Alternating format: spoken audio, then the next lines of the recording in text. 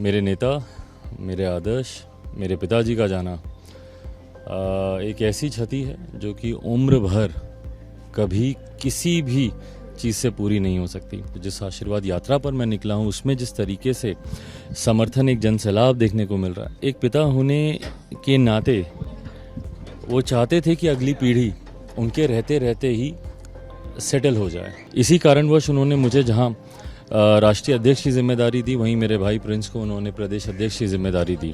मेरे पिता के निधन के बाद मैंने उन्हीं में ही अपने पिता की छवि देखी और वो हमेशा उस भूमिका में मेरे लिए रहेंगे, भले वो मुझे अपना भतीजा कभी माने या ना माने। चिराग पासवान एक बार फिर पटना पहुंचे हैं और मेरे साथ इस वक्त मौजूद है। 1 साल होने को है रामविलास जी की बरसी को। बीता 1 साल बहुत उतार चढ़ाव भरा रहा आपके जीवन में, किस तरह देखते हैं आप?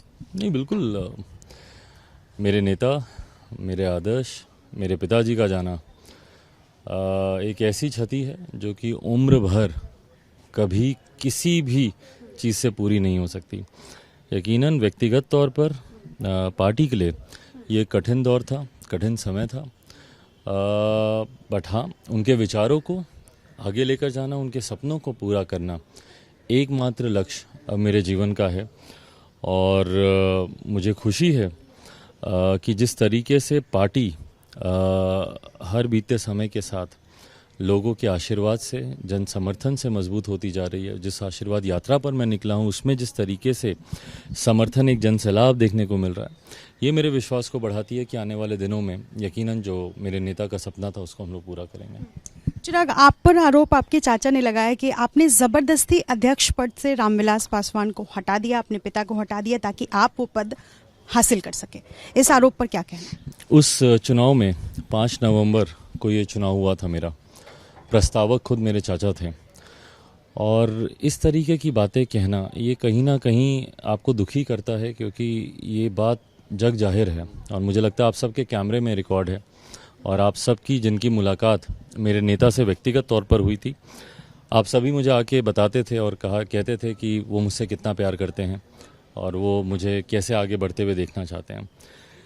मेरे नेता एक पिता होने के नाते वो चाहते थे कि अगली पीढ़ी उनके रहते रहते ही सेटल हो जाए। मुझे, मेरे भाई प्रिंस, सबको वो अपने अपने स्तर पर वो जिम्मेदारी देना चाहते थे और चाहते थे कि उनके रहते हुए ही हम लोग उस जिम्मेदारी को हम लोग संभालें। इसी कारणवश उन्होंने मुझे जहां राष्ट्रीय अध्यक्ष की जिम्मेदारी दी, वहीं मेरे भाई प्रिंस को उन्होंने प्रदेश अध्यक्ष की जिम्मेदारी दी।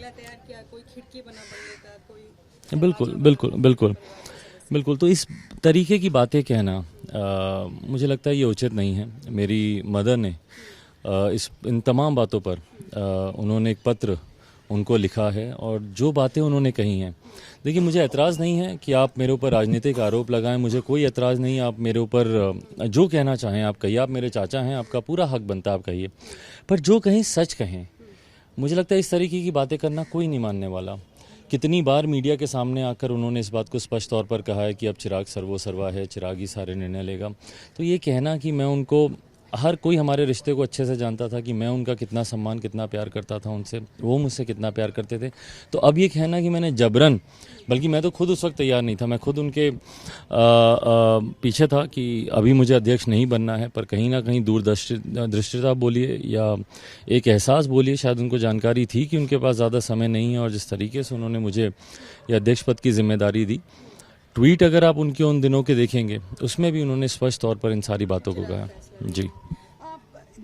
पशुपति पारस ने अपने बयान में ये भी कहा कि नीतीश कुमार की बड़ी भूमिका रही उनको मंत्री पद दिलाने में और इसके अलावा ललन सिंह ने इस पूरे मामले में भूमिका निभाई। तो जिस जेडीयू की आप खिलाफत करते रहे पूरे चुनाव में, उसी जेडीयू के एक तो सीएम खुद उनका जिक्र किया और दूसरा ललन सिंह का जिक्र किया, तो इन लोगों ने बड़ी भूमिका निभाई मंत्री पद। तो आपको लगता है कि कहीं ना कहीं ये लंबे वक्त से गहमागहमी चल रही थी? बिल्कुल, मेरे नेता जब जीवित थे उस वक्त भी अगर आप देखें, जब वो अस्पताल में थे पिछले साल लगभग इसी समय के आसपास, उस वक्त भी कई बार ऐसी खबरें आती थी कि पार्टी में टूट हो रही है। उस वक्त से ये लोग कोई ना कोई ऐसा षड्यंत्र तैयार कर रहे थे। बहरहाल जिन बातों को मैं पार्टी और परिवार की टूट के वक्त से कहता आया हूं और जिसको मुख्यमंत्री नीतीश कुमार जी नकारते आए हैं, आज खुद पशुपति कुमार पारस जी ने ही इस बात को स्पष्ट कर दिया कि पार्टी को और परिवार को तोड़ने में मुख्यमंत्री जी, उनकी पार्टी और उनकी पार्टी के राष्ट्रीय अध्यक्ष ललन सिंह जी की कितनी बड़ी भूमिका थी। जिस प्रदेश का मुखिया पार्टी को, परिवार को तोड़ने की सोच रखता हो, सोचिए क्या वो मेरे प्रदेश को आगे बढ़ता हुआ देख सकेगा। जिसने एक परिवार को तोड़ा वो मेरे प्रदेश को कितना तोड़ेगा, कितना बिखराएगा, इसकी कल्पना भी शायद हम लोग नहीं कर सकते। पशुपति पारस कहते हैं कि आपने उन्हें चाचा मानने से इनकार कर दिया है। चिराग, आप आगे खुद से आगे बढ़कर इनिशिएट करेंगे, भूमिका निभाएंगे कि आपके रिश्ते, चाचा से संबंध जो है वो अच्छे हो? देखिए, उन्होंने कहा कि सूरज पश्चिम से भी अगर उग जाए तब भी वो शायद संभव है, पर उनका मेरे साथ संबंध निभाना अब संभव नहीं है। मेरे लिए वो हमेशा मेरे चाचा थे। मेरे पिता के निधन के बाद मैंने उन्हीं में ही अपने पिता की छवि देखी और वो हमेशा उस भूमिका में मेरे लिए रहेंगे, भले वो मुझे अपना भतीजा कभी माने या ना माने। आखिरी सवाल, जातीय जनगणना को लेकर के आपका क्या स्टैंड है? देखिए, हम लोग चाहते हैं कि जातीय जनगणना हो और इस बात को हम लोगों ने कई बार प्रमुखता से हम लोगों ने बोला है।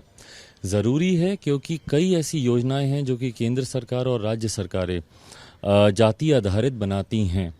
कई बार सुप्रीम कोर्ट के समक्ष भी ऐसी परिस्थितियां आई जहां पर उन्होंने सुप्रीम कोर्ट के द्वारा आंकड़ों की मांग की गई। सरकार के पास ये आंकड़े हैं नहीं और ये आंकड़ों का होना ज़रूरी इसलिए भी है क्योंकि जो योजना आप बनाते हैं, केंद्र सरकार बनाए या राज्य सरकार, उसमें जो राशि आवंटित होती है क्या वो उचित अनुपात में है या नहीं, उसके लिए आपके पास आंकड़ों का होना बहुत ज़रूरी है। इसीलिए हम लोग चाहते हैं कि जातीय जनगणना हो और इसीलिए हम लोगों ने मुख्यमंत्री नीतीश कुमार जी को, मैंने एक पत्र के माध्यम से भी मैंने उनसे आग्रह किया था कि जो प्रतिनिधि मंडल जा रहा है प्रधानमंत्री जी से मिलने, उसमें भी लोक जनशक्ति पार्टी का प्रतिनिधित्व तो होना चाहिए।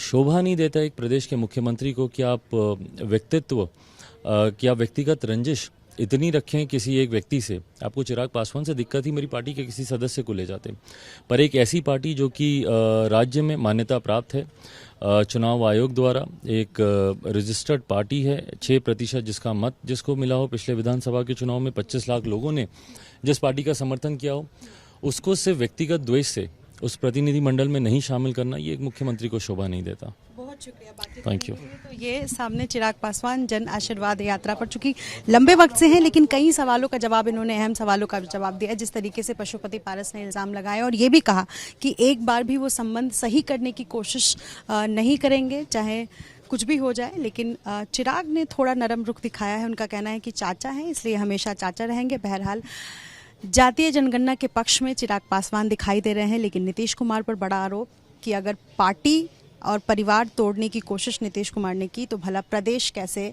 मुख्यमंत्री के हाथों सुरक्षित रहेगा। सहयोगी शैलेश के साथ निधि श्री, एबीपी न्यूज़, पटना।